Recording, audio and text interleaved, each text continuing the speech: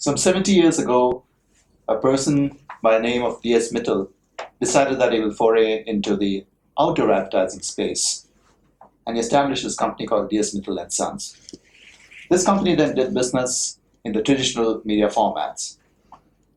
Down the years, the business passed from one generation to the next and then to the third generation. By the time the third generation took charge of this business, the business itself had seen so many changes. New avenues had come about.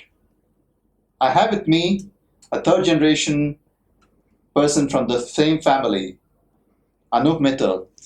Anup is the founder of this company, Mittle Sons Media Associates.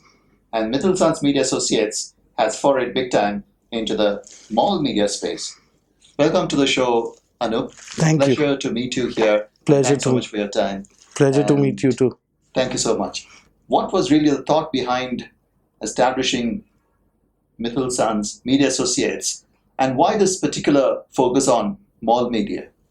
The mall media space, the retail space in India started growing. It started ballooning everywhere. You see malls across cities, major cities, towns started coming up.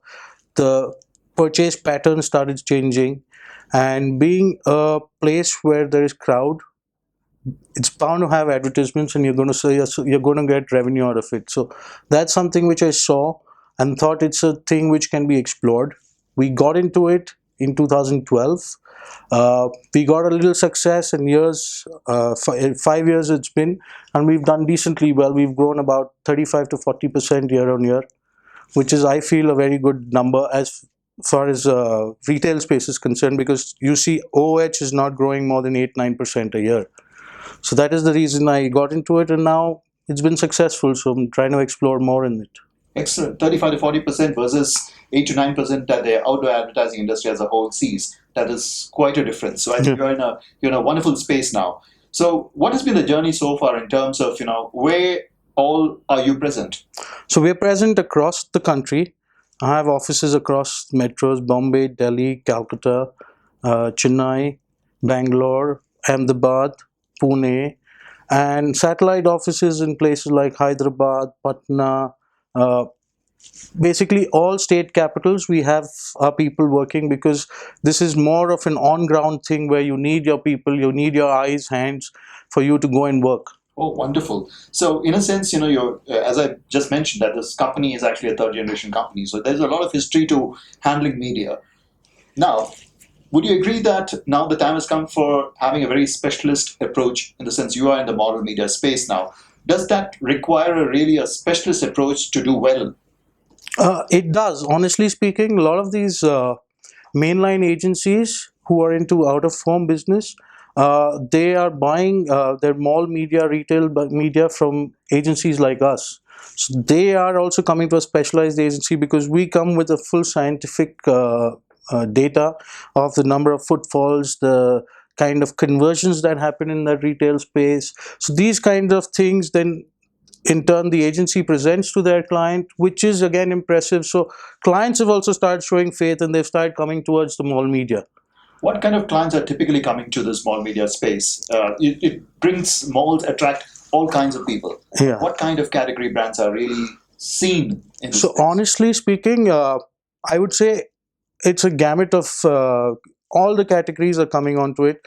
You can say the food guys, food and beverages. You can say entertainment. You can say fashion brands. You can say now online shopping. It's a direct threat to malls, but online apps like your delivery apps like Zomato, like Swiggy, these kinds of people are coming. Your cab aggregators, which is your Uber, Ola, they're providing they're not only using the media, they're going one step further, where they have their own staff with their branding, and they're helping people who don't know how to use the app. They're helping them to figure out how to use it, training them. So it's a touch and feel, it's an experience, and they're trying to get clients with that also. Anup, would you also throw some light on whether with the expansion of mall media, more advertising brands are actually coming into the space? In the sense, are they the kind of brands that are coming in simply because mall media is now available as opposed to traditional formats? So what is happening is mall media, first of all, across the country, everywhere it is legal. That is one thing the client doesn't have to get into, because there's a lot of illegality issues which keep on happening in smaller towns, not in major cities, but in smaller towns. And that is then completely taken off. So the clients have they plan a campaign, it gets executed, they know it's going to be there for a while. uh, they have their own foots on the road which go and check everything. So it's a space where I would say everyone is, it's a win-win situation.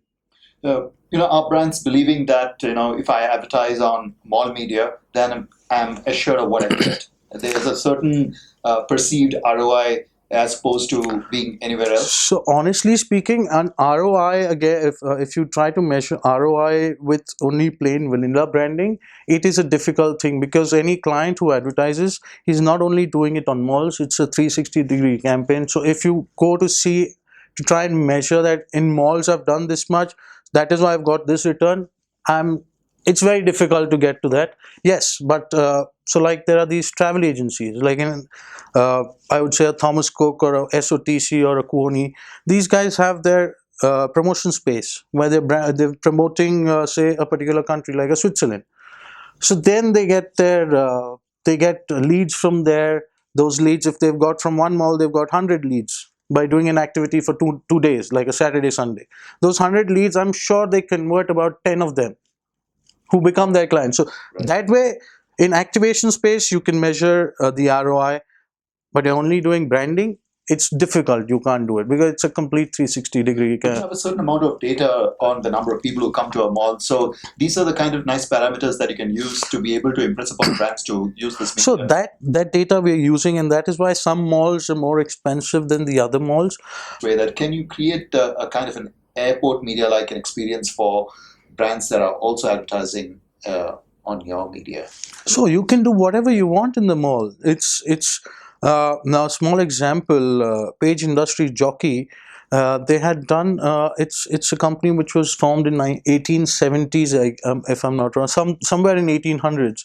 So they had created a museum in the mall. Oh, yes. They had created a museum in the mall with the whole journey from 1870 till date. What kind of stuff they've made throughout.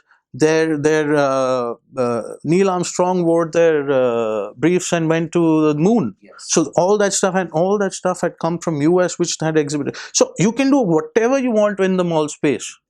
Would you say that there is scope for much more innovation and use of technology? That's what is happening nowadays. Now I've not done it too much, but there's augmented reality which has come in. Yes. Which is being used in malls in a very, very big manner, and in the near future, in probably 2018, you'll see much more of that being used. Okay. Well, the other thing I wanted to touch upon was activation. Now, there's a very thin line that separates the traditional form of advertising and activation. Mhm. Consumers a direct experience of the brand, right? Yeah. So that seems to be seen at malls. Yeah. But how much of that really goes along with advertising, so to say? You mean to say activation, does it work or doesn't it doesn't work? Does it work along with advertising? So activation, actually, now what has happened is activation teams are completely different and branding teams are completely different. Yes. Honestly speaking, the clients are not using it together. Any reason why it should not be used? I feel it should be used together. Be used together. I feel it should be used together. So there is a scope for that. Yeah, but it's not being done as of now, which I feel is not correct. Okay. So, I mean, we've done activities in corporate parks. Have you gotten to a stage where brands are actually asking for mall media? Yeah. Yeah. So today, if you see Sony Entertainment Television, Yes. they initially they were doing annual campaigns on malls, which somehow the management got changed and the strategy got changed, whatever, I don't know. Now in the last 6 months, they've advertised only on malls. I don't think you've seen any of their outdoor campaigns, but they've been present in all malls, all Hindi speaking malls, because they are Hindi general entertainment channel. So all Hindi speaking states and cities, they've plastered their serials, and they've got an amazing response. And this is an entertainment channel. Somewhere along the developers themselves are beginning to see, look at revenues not just from their retail business but also from advertising. So, is that an advantage for you? No, that is an advantage. A lot of times, what has happened is there are a lot of good malls that have come up with amazing retail space and everything, but they've not made the mall thinking they would use this space for branding purpose. So branding. They started making revenue, so they've thought that yes, this is also a revenue model. So they've plastered anything anywhere. It doesn't work that way. Honestly, developers from the ground zero, they need to think of where the branding can go. So there has to be decent enough branding, not cluttered, Yes. so that you can charge the premium. Right.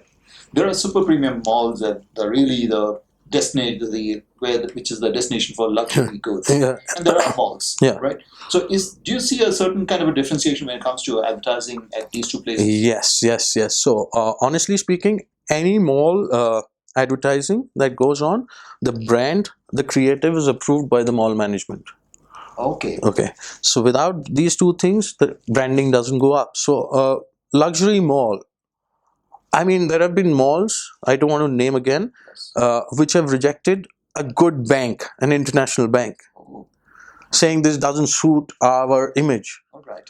We can't advertise a bank in our mall. All right. Okay. So, and you see luxury malls in every city nowadays. You see Bombay has it, Delhi has a couple of them, Bangalore has it, Right. Calcutta has it. Everywhere you see luxury malls, and they have a complete different set of. So they would advertise an iPhone, but they would say no to say Samsung. Samsung iPhone they would advertise, but any other phone brand they would not let them put anything. Fantastic. So, looking ahead, do you think that this 35 to 40% growth can be sustained? Honestly, I would love to sustain it, but looking at the market scenario now, with a lot of online shopping happening and a lot of shift happening, I don't know how much we'll be able to